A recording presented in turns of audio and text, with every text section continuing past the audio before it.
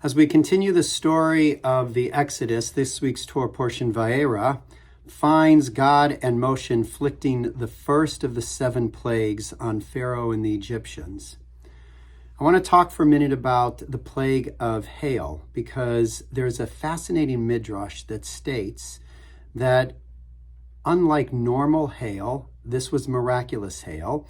It was hail and fire, snow and fire at the same time.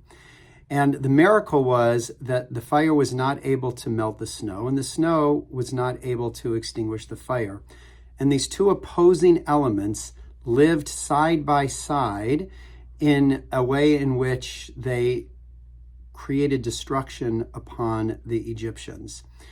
It's this notion of two opposing elements living side by side that caught my attention as I watched the events of this week, and there were many emotional roller coasters for so many, particularly the beginning of the week when the first 3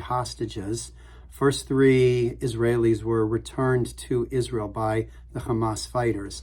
And while there was this overwhelming sense of joy and relief by their families, by Israel, and by all of us, there was also this deep sense of trepidation and fear, knowing that almost 2,000 Hamas terrorists were going to be returned to Gaza and the Palestinian territories.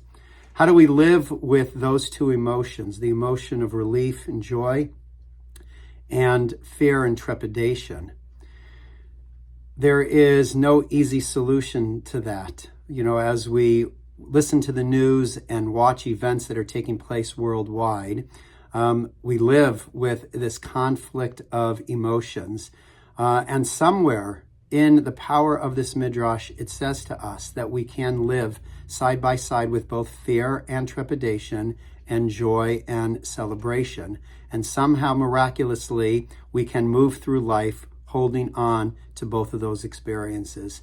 I hope we find the strength and energy to reflect on the power of this midrash as we watch and listen each and every day of the news that will continue to cause us a range of conflicting emotions. Wishing all of you a Shabbat Shalom.